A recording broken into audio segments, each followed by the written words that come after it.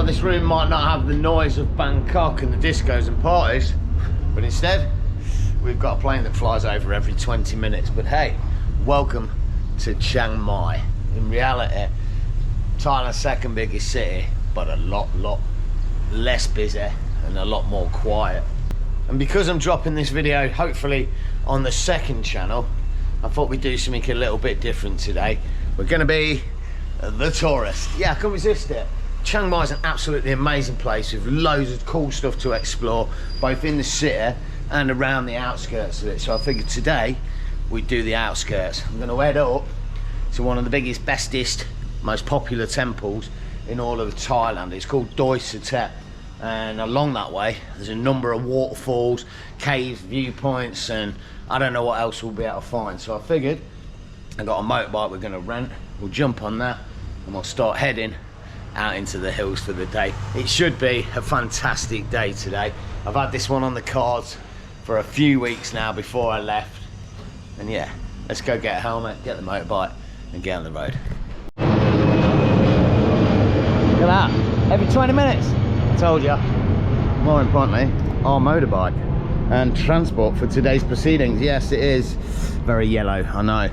There is one thing about it as well though. I know it sounds stupid. We really need to be careful with it and not crash it. Not only because I don't want to get injured, but because the guy's holding my passport. It was either a £50 deposit or he can hold my passport for 2 days, so I'm pretty sure that's illegal, but hey ho. I want my passport back. It's a pain in the arse having to go to Bangkok and try and get another one.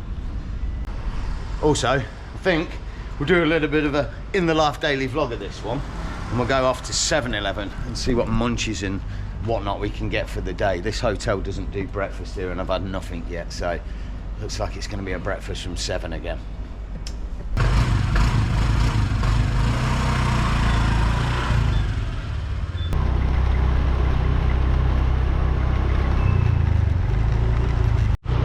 Oh my days, this is absolutely amazing. Freedom of the road. This is what we've wanted for the past 6-7 days in Thailand. Some transport so we can just go and do our own thing. And I gotta tell you, come straight back to you like riding a bike. Really shouldn't be holding the camera like this, I know, but I have rode a bike for probably about 15 years in total. It really does feel cool to get back on a motorbike, can't deny it. Good news, we're at 7-Eleven. The greatest shop in all of Thailand. 7-Eleven. It's got everything. It's absolutely brilliant. This is a little one. They come in all shapes and sizes. There's a few specific things I'm after. 3-in-1 coffees. Gotta love it. All your fishy spicy needs for whatever you're cooking. They've got a tin of Spam. Oh no, it's fishing account. I thought it was Spam, it's tuna. Wow, they do love the fish. This is what I like about 7-Eleven though. This is kind of a small one, but honestly there's like almost every drink from everywhere you ever wanted. No, not quite, but there's a few. I know what I want. Iced coffee. Oh yes, I'll have 2 of those. And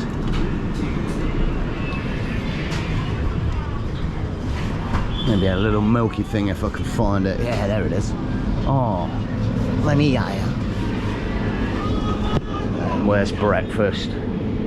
Oh, chicken burger for breakfast. Look at that. Oh, a cup. Any hour on day, man. Can't eat it cold. Thanks. They actually do meals here, and anything you buy in here you can get warmed up, like cheese toasties, anything microwave, and they all do it like all day, every day. They're warming people's food up. I've been shopping around for food. If I want to eat cheap, I really could live out of 7-Eleven. I mean, not being funny, the price of rice meals has gone up to about £3.50 a meal. I would assume, yeah, look at that, that's £1. Oh wow, genius. I might be living out of 7-Eleven for the next 3 weeks. Anyway, let's go. Right, ready to go, but I just wanted to note something. I'm sat here messing about putting my phone on the bike and everything. bags on the floor, people are walking by. He was on the back of the bike. It's no problem. It's Thailand. There is crime here, and you will get pickpocketed in certain places around Bangkok and such. But as a general rule of thumb, Thailand is a very, very safe place. You can leave your key in your motorbike, go in 7-Eleven, no one's going to steal your motorbike. It's incredible. But hey ho, we need to move fast because that burger's getting cold. Let's head to the mountains. Wow, this is amazing. Just cutting through the city, but look at this. A mountain at the end of the road. I just said to somebody at the traffic lights, it looks like Wales, because every village in Wales has got a mountain at the end of it. It's just a little bit warmer here. Oh, hello, buddy. Oh, I don't think it's a wild dog. I think it's owned by somebody because he's quite cute and he's quite clean. Look at you. Yes. Oh, look, a little bit of fuss as well. Oh, so good with fuss. Oh, yeah.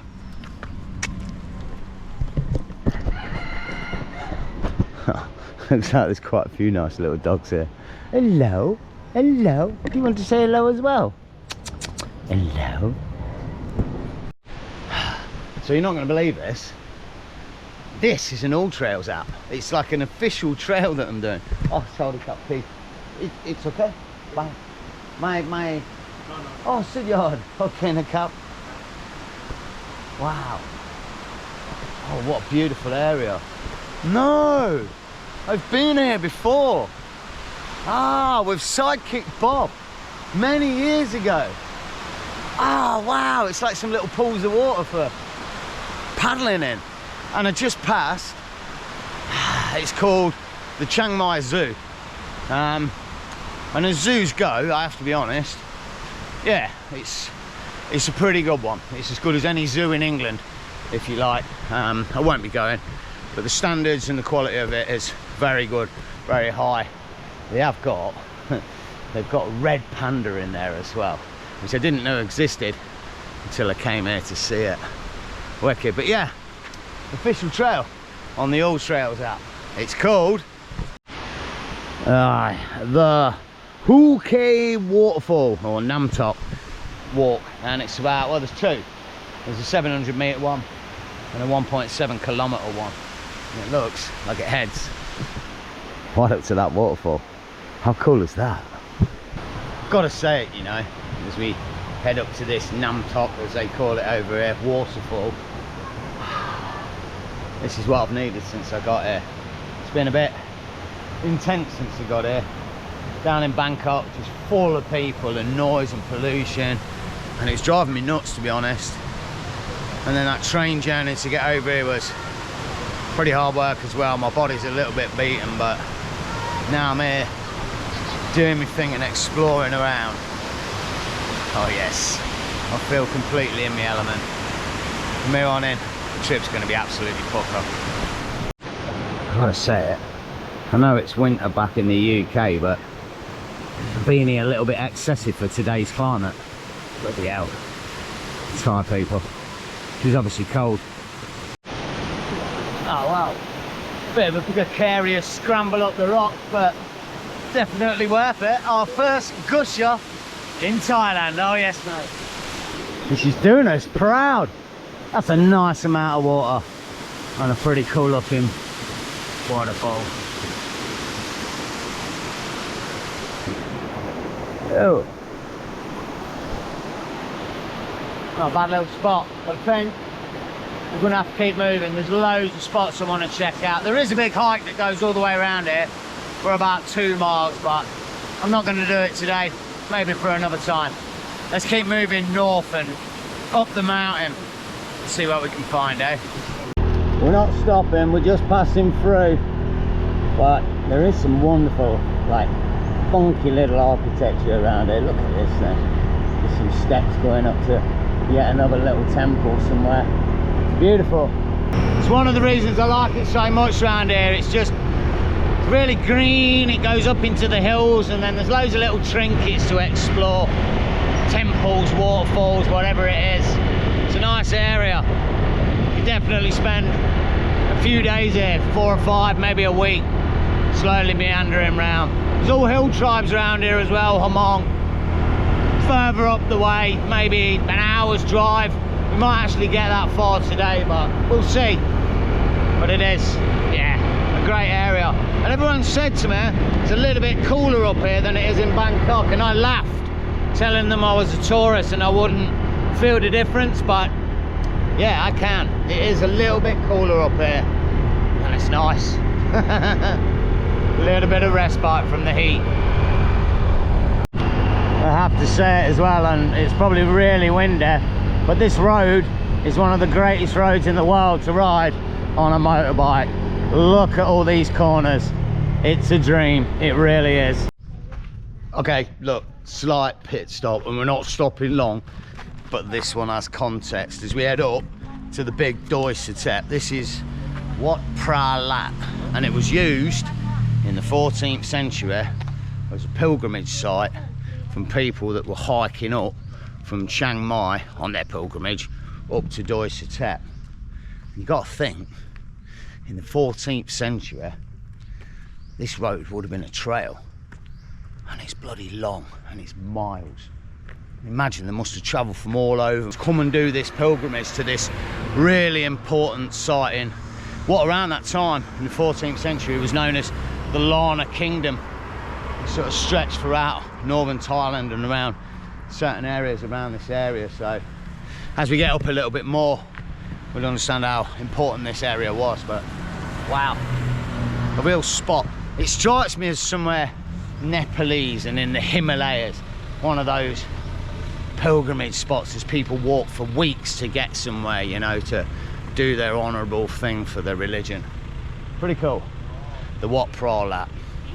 Right, let's keep moving. Maybe we're going to get to Doi Satep next. Well, I don't know how much you'll see of that map, but I got to tell you, pretty damn wiggly, man. What a great road. I'll tell you one thing this area has got up here.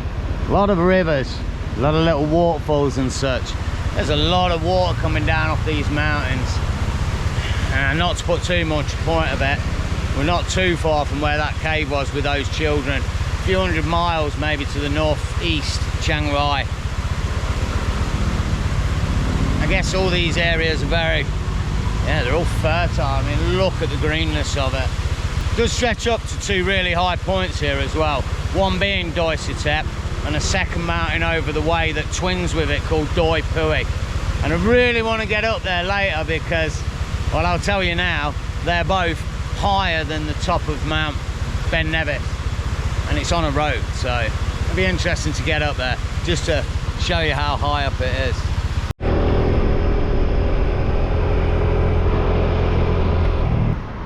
Well, I have to say it, you can really see Chiang Mai from here.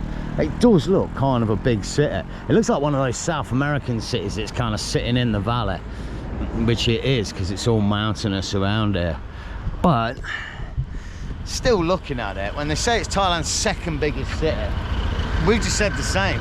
It doesn't feel a big city. You can get around it in half an hour. Yesterday when I got off the bus with the taxi, it was 15-20 minutes to my hotel. In terms of, like, relative terms of Bangkok and Chiang Mai, Bangkok feels 20 times or more bigger, which is nice, if I'm honest. I've had enough of Bangkok after a few days. There's enough for anyone. And now, yeah, we've got a little bit of city and we're surrounded by mountains with transport. So let's jump back on it, and I think the next stop, oh yes, is going to be Doi Satep. Wow. There's a few trinket shops here, and they're full of like batik style things. I want some sailor's pants. If you've seen my sailor's pants from previous episodes, I've got a rip in the bum and I can't wear them. I need some new ones. But more importantly for now, we're actually at Doi Satep. How beautiful is this little area as well? Really green and lush. And it was established because we've got loads of info. Yes, in 1383 by King Kua Naoni. Oh yes, wicked man. Who was like the king of the Lana Kingdom at that time. And I'll tell you a little bit more about it in a minute, because there's about 300 bloody steps I've got to climb to get to the top. It's a nightmare. Proper cool area this as well for the locals around here in Chiang Mai. They were saying as I'm reading up about it that the locals kind of revere it. They all come up here on special occasions as you'd expect, but what they do on certain days, they all camp around the area of this temple. Hundreds and thousands of people like camping out. There's a few campsites up the way. I was having a look, not so much wild camping, it is like an official campsite, and you can even rent tents and all your sleeping equipment if you wanted to as well. It's an option, probably not something we're going to be doing around Chiang Mai on this trip, but yeah, interesting to see. Right, enough talk, let's go do the steps. Up. Khao Rai Nong Song Sam Si Ha 360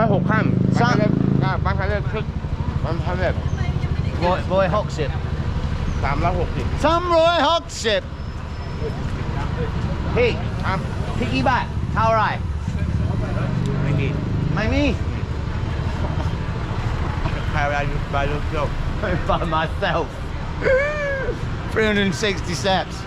Let's rock, man. I'm not even gonna count them. I'm gonna do them backwards. Screw it. Let's go. Hardcore. Oh, Lord. Fucking hell, man. You're like my Thai wife. She'd kill me like that as well, you know. Me, Kun Thai, same, no? And then on. Ching, ching. This woman just killed a bird with a bottle of water. She's like an Avenger, like Iron Man or something, like just killed it in the spot. Anyway, that's not what I was looking for. Check out these. They got the lottery tickets. I was trying to buy a lottery ticket. I wanted my lucky number. I wanted a Hoxip cow, which is 69. It's my lucky number, but they don't have it at the minute, so maybe I'll have to wait till later. Also, I was wondering like how you check it, because I bought these things before and you never get to check them, but he's saying that there is an official website where you can check it, so it's a big thing in Thailand. The old national lottery. Wicked, mate. Seriously, that. Damn, that woman. You wouldn't want to get in her way. She'd kill you with a bottle of water. Whoosh! Damn. Oh. Oh no. Oh no. Oh, I see the steps. Look at that. I don't know if you get a shot of this. It's so high and so steep that it kind of bows out of angle. Oh, that looks nasty. I mean, anywhere else in the world, it won't be too bad, would it? But anywhere else in the world, it's not 40-degree heat with 70% humidity. Aye, aye, aye. I do like this. I didn't really get a proper shot of it. Seems like they do this a lot at temples. All sort of Buddhist temples. They have a dragon sort of handrail stairway thing up there, like the staircase. It's really intricate as well, that. Proper scales of the dragon. Wicked, man. Well, made it to the top of the steps and I've had 25 minutes to relax and now I can breathe again. Nice, but we are here at Doi Suthep. It's been a while since I've been to a Thai temple. Look at the intricacy on it, it's insane. I mean, just look, even just the entrance is just so intricate. They love it. Gold paint all over it. Probably all gold leaf, to be fair, as opposed to paint. And the temple itself, it is stunning. I mean, equally are our churches in the UK and such, but these are just so much more vibrant with colour, and some of our churches are busy and popular and such these days, but I think it's a fair thing to say that they're not quite as used and popular as some of the Thai temples. As I said in previous videos, you know, every single village around Thailand has a Thai temple. I mean, and we used to do that in the UK with the churches, but it seems a little bit less of these days, doesn't it? Whereas here, yeah, they're everywhere.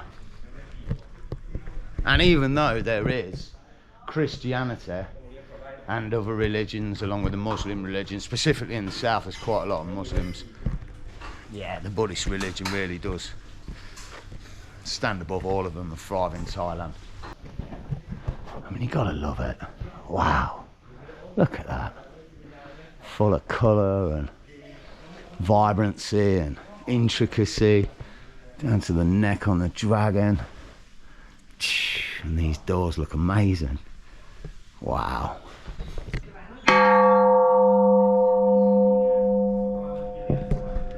Good luck.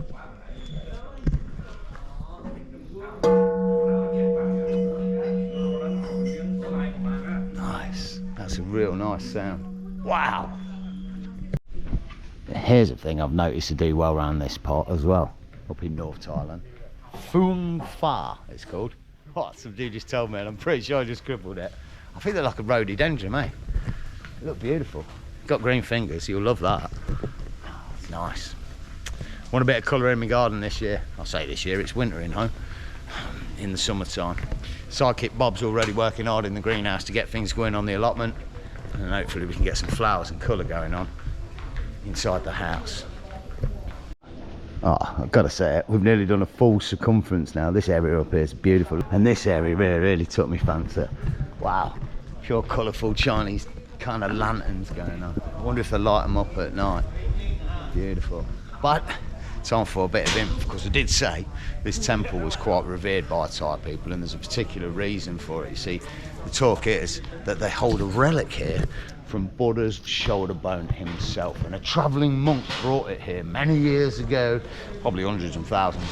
And when he arrived here with a relic, it broke into two pieces. They say that one piece was kept in the temple in a far-flung place from here, and the second piece was put on the back of a white elephant that was set to roam around the jungles freely and live his life. And when he died and passed away, the spot where he passed was where they built the temple. Cool. What an awesome little tale. I don't know, I mean, white elephants, they're almost as rare as rocking horse poo, aren't they? I don't know if it's great for the elephant, but it is a pretty cool tale. And I've heard rumours that they've got an elephant here, but I don't really see it, if I'm honest. Maybe it's this one, I don't know.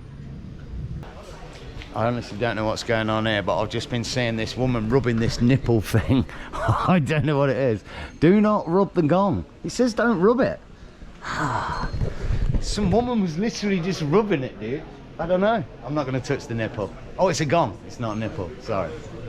Should say though, this area and that elephant, yeah, he chose a pretty good spot for this temple, to be fair. Right up on top of Doi Satep, and I think I mentioned it earlier, there's two mountain tops up here. There's this one, and then there's another one over the way called Doi Pui. So I think I'm pretty full of my temple stuff for today. Let's go and hit some countryside and see if we can find some nice viewpoints.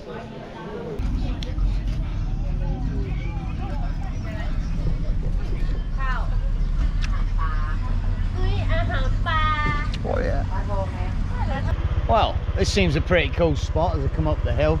National Park accommodation. This whole area around here, I don't know if there's a campsite up there, but this whole area around here is kind of like the Lake District, if you like, in the UK. It's just full of massive long hiking trails, 15, 20, 25 kilometres, multiple waterfalls. Some of them are quite big. There's a Soi Yai, I think it's called, waterfall that I considered going looking at, but it's about 8 miles there and back, so it's probably not one for today, but it is a beautifully stunning sort of national park area, eh? If only we had more time. 32 days, and the last day or two won't count, and I think I'm already on day 7. Eek. We need to keep moving, and not just today, for the whole trip. Well, this is our next spot. It looks a little bit cagey though, can't deny. What's with this abandoned car here? Oh, this is a bit dodgy, mate. I don't know if I want to leave the bike here. Well, maybe it's not abandoned. Maybe somebody's car camping here. I've got to be honest as well, you know. Mate, driving around seeing some of these spots today. Van life over here would be legend. It would be amazing. I'm not so sure about the car camping unless you had some serious air conditioning going on, but definitely with a van traveling around Southeast Asia, oh mate, it'd be amazing.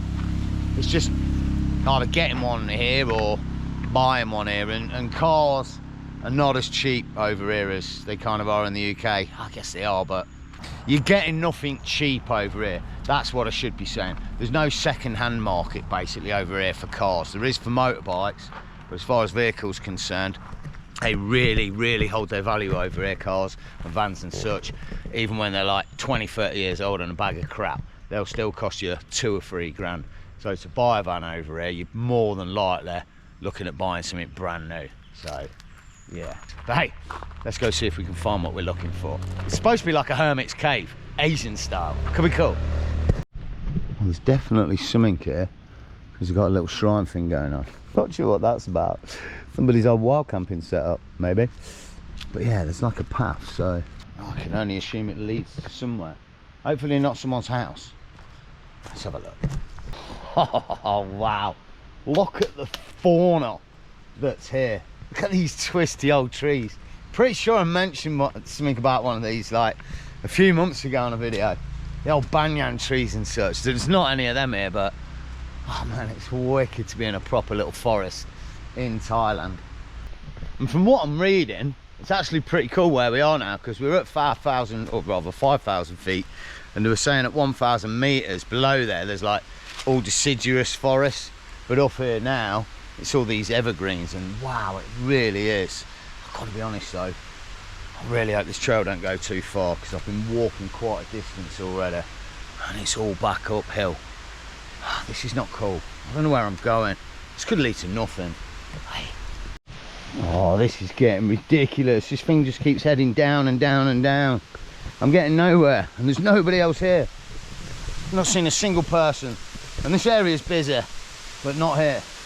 This doesn't feel right. I think I'm in the wrong spot. Aye. Awesome looking trees though, all over the rocks. Wow, the trail's still going. It is pretty though. It's going to be hard work getting back up. Bloody hell.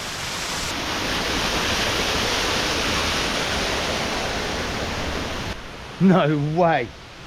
Oh, I found it. It was the Monk's Cave Trail. Oh, how cool is this? And I would love to tell you something about it, but I've got absolutely no phone signal. Oh my days. Not only is there some sort of shrine here, it looks like the cave goes underground. Oh man, I haven't got a torch. Right, let me just slowly check the area for spiders and snakes. It's the perfect place for them. It really is.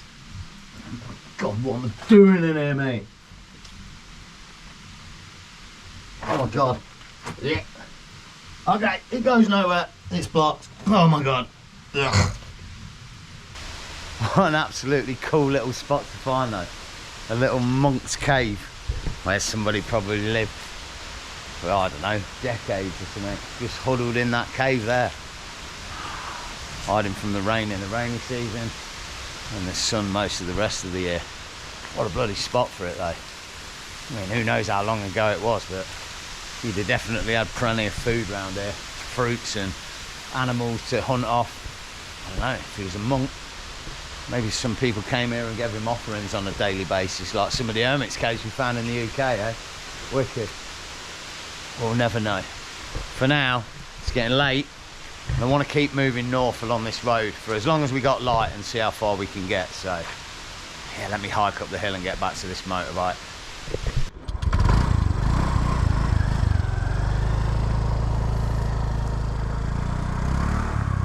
Should say this road now, carrying on north, there's absolutely nothing more in terms of tourism. There's a few local villages, and then it just keeps going up and up into the wilds. There's a viewpoint which I'm heading to, and that one campsite that I think I mentioned previously, and after that it's just raw land and the wilds and villages. It's pretty cool. It's very cool when you think we've only been driving for maybe an hour's worth of driving to get this far outside of Chiang Mai, and already we're in the middle of Bumblefluff nowhere, mate. Gotta love it, eh? Woo! Welcome to Thailand, baby. Welcome to Thailand. Oh wow, check this out. Let's just sort of keep heading up the road. This is the entrance to the Doi Pui village. It's like a Hmong village, and wow, it looks like they've made it into a real tourist spot. I mean, it's somebody's village. People legitimately live up here, just living life and being villagers. And I I'm sure it's a beautiful place to sort of visit, but it's a difficult one, isn't it? I'm sure the tourism brings in a bit of money that's needed in the village as well, but it just seems strange. Seems a little bit odd to me that it's so, yeah, like set up for tourism as it is. I was considering going down there as well, but I think we'll give it a miss. I'm probably going to be hitting some authentic kind of like rural villages, if you like, not authentic, but rural villages over the next few episodes as we head further to the northwest. So yeah, let's keep going and see if we can find this viewpoint.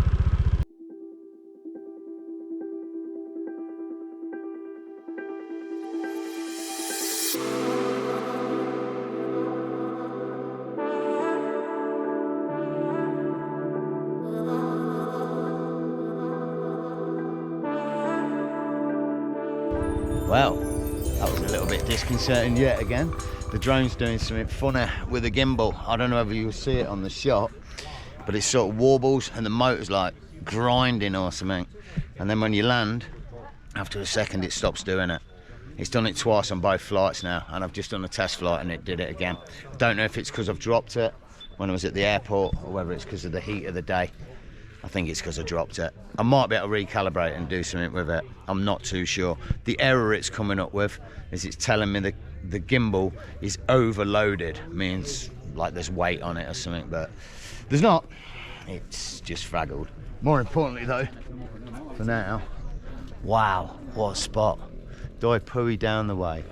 Beautiful, quaint little village in the mountains and highlands around Chiang Mai. And it must be a little bit strange for those guys every day having hundreds of tourists, I suppose, wander around the village. And equally as much for a knobhead like me to be flying his drone above them.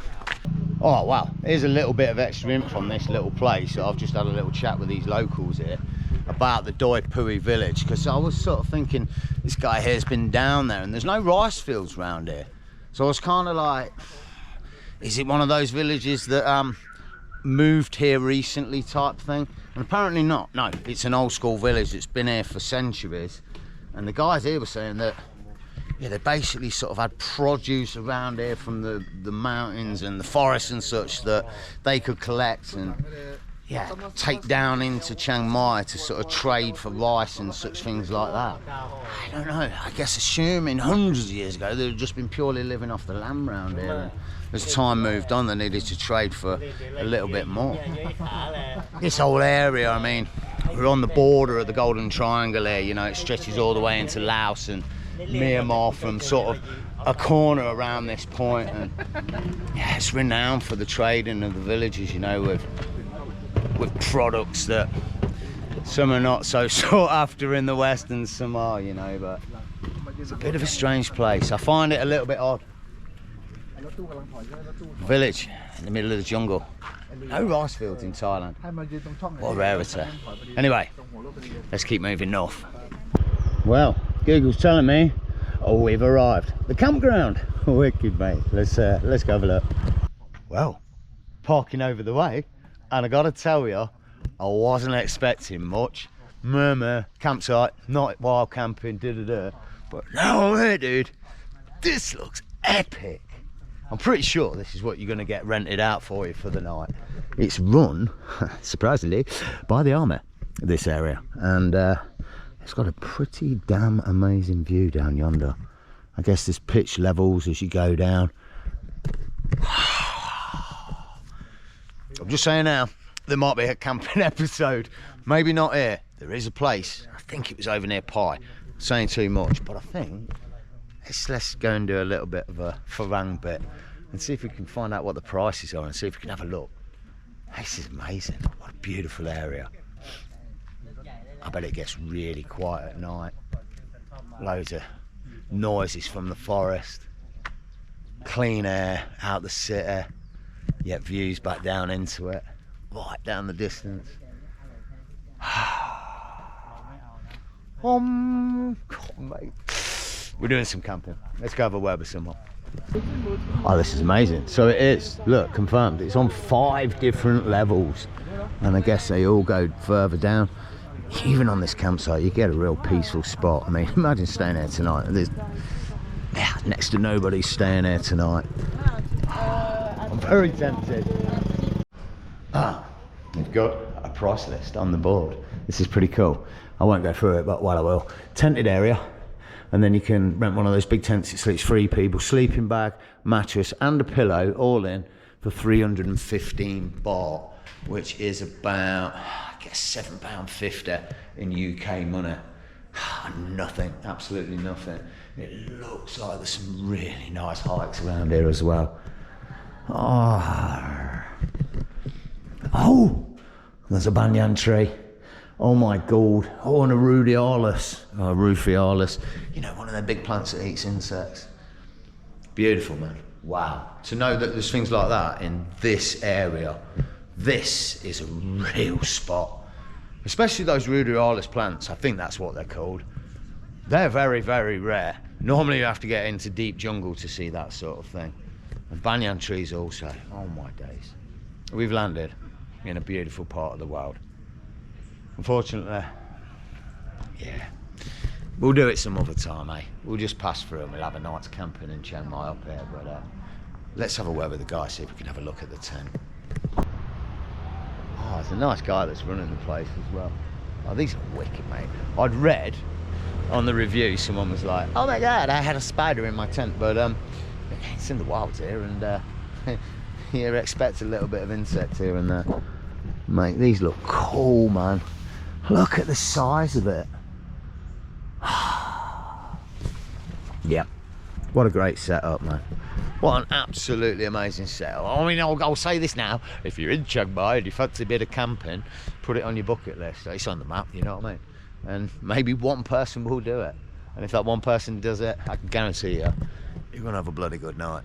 Wicked. Looks like I've got all toilet and shower facilities over the way as well. And it's cheaper than my room, wherever I've stayed. For now, though, I think we need to prioritise. I am quite far outside of Chiang Mai, very, very high up. I think we're about 5,800 feet now, so we're well above the height of Ben Nevis. That's how high it is up here, and why I've got a thick thermal jumper on at the minute, because when I'm driving that bike, it's freezing cold and it's making me shiver. But I'm gonna have to drive now for about an hour and a half back down to Chiang Mai to see if we can get some food. Wait, we can't go anywhere. I've just seen the most amazing thing in the world ever. All right, it's not, but as far as my channel's concerned, it is. Look at this. Oh my goodness, Sawadee Krap. Somebody has got an extendable tent off the back of their car. Are you sleeping by lap? You need lap, Mai? Yes. Oh, inside. You're sleeping inside. Oh my goodness. We found the car camping equivalent. It's me and Thai. Look, this is it. Oh, it looks like he's got a really good setup as well. Looks like they've got an awning comes off the side. It's a nice car. I don't know what it is. It's a Toyota. It's one of those like, well, it's an MPV, isn't it? Oh, what's this on this side? Annie, I like up. Tini. Nam. Tent. Oh, another one for come out. Oh, okay. Wow, he's got a proper setup, man. And then obviously table and chairs. Cooking for Yinahan, for cook. Tinia. On the gas. Oh, okay. And then, not to pry too much. My goodness. So he's got drawers that pull out and it's raised. So these pull out. Yeah. Oh, and you got little cupboards and that all lifts up, and then you can lift up as well. Wow, so you got storage underneath. Oh mate, it's putting my setup to shame. That's amazing. Oh my goodness.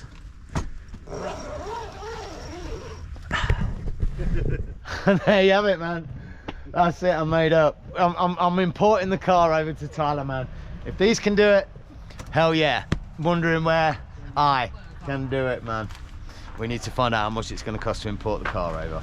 Hey ho, let's get to Chiang Mai and get some food. Proper made up, man.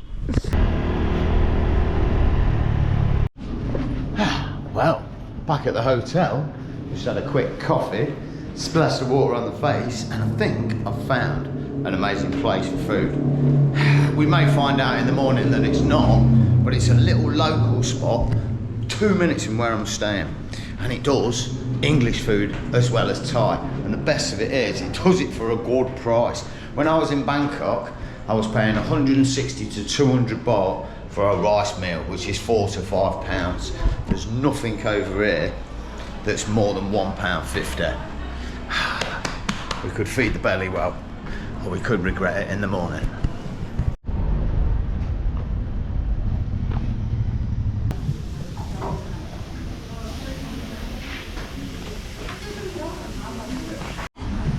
I mean, honestly, look at this menu.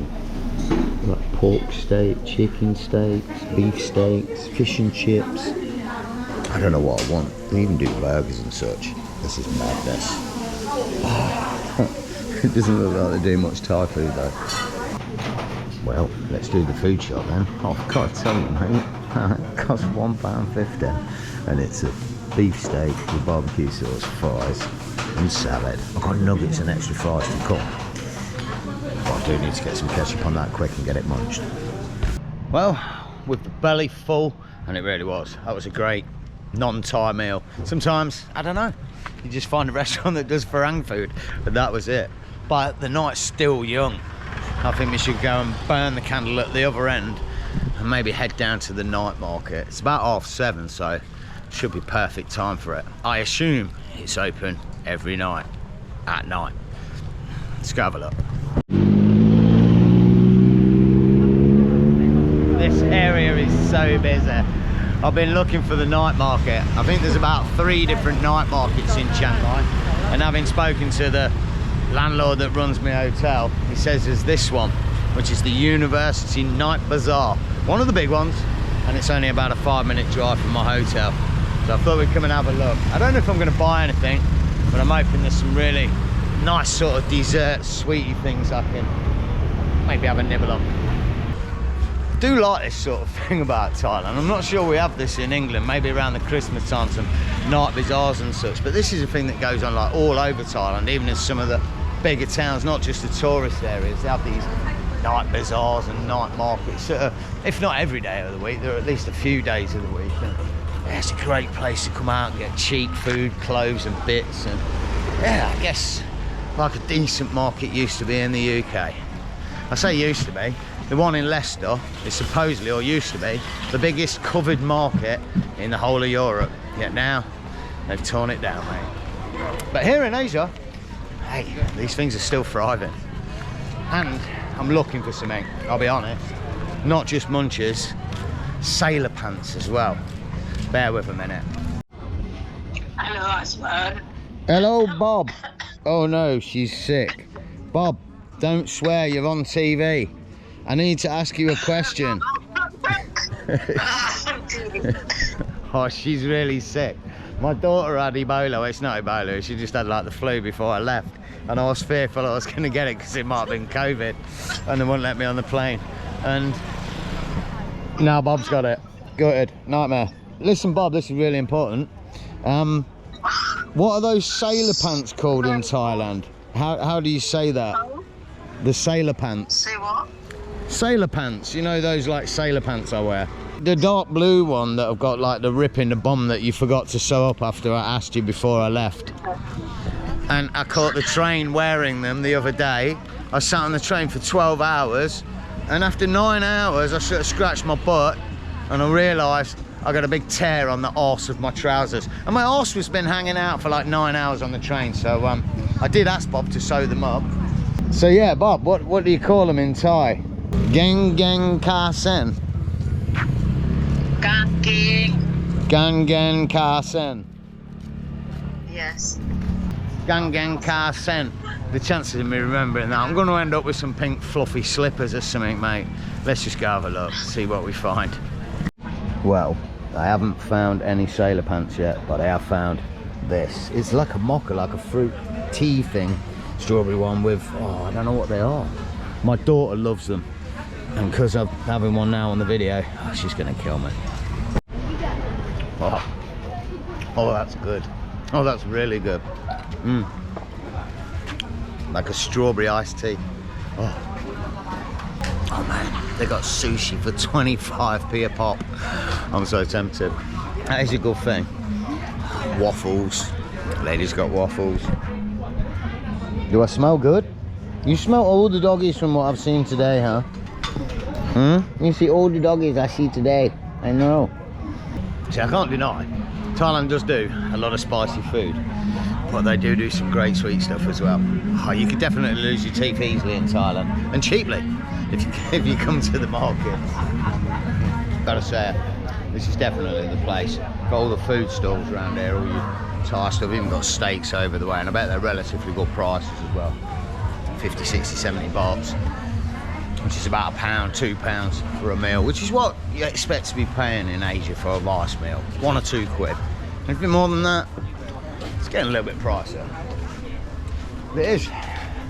Great little night market. Man, I could get some hair extensions done. Oh my days.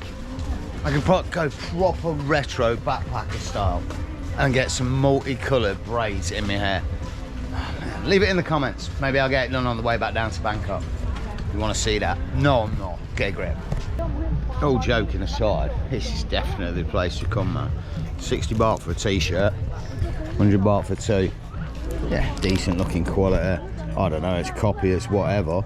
Man, they're nice and thick. £1.50. Two for £3. It's like Primark in the market. Jumpers and such, £2.50. Yeah, man. House is nice. Pretty cool. Still no sailor pants though. They're not popular, man. Thai people don't wear them anymore. Don't even like idiot tourists like me. Well, we've kind of done a full circle around the market and I haven't found my fisherman pants. For the simple reason I've just realised Sidekick Bob told me to go and buy shorts. Not specific shorts, she doesn't know what the Thai word is for sailor pants. So I've got no chance in finding them. And it looks like I've got no chance of getting home at the minute. Hey, it's raining. And we're in Thailand. Oh man, it's not raining, it's not even heavy. Right, let's just keep moving. I think I'm gonna start heading back to the hotel, get an early night, and look at making plans for the next trip. From here, I'm hoping to be heading northwest towards a little spot called Pai, deep in the Golden Triangle, and then towards the Burmese border, or Myanmar. I'm not sure I'm gonna be able to get over the border, and I don't know how I'm gonna get there. I think this is going to be the best point to end this one.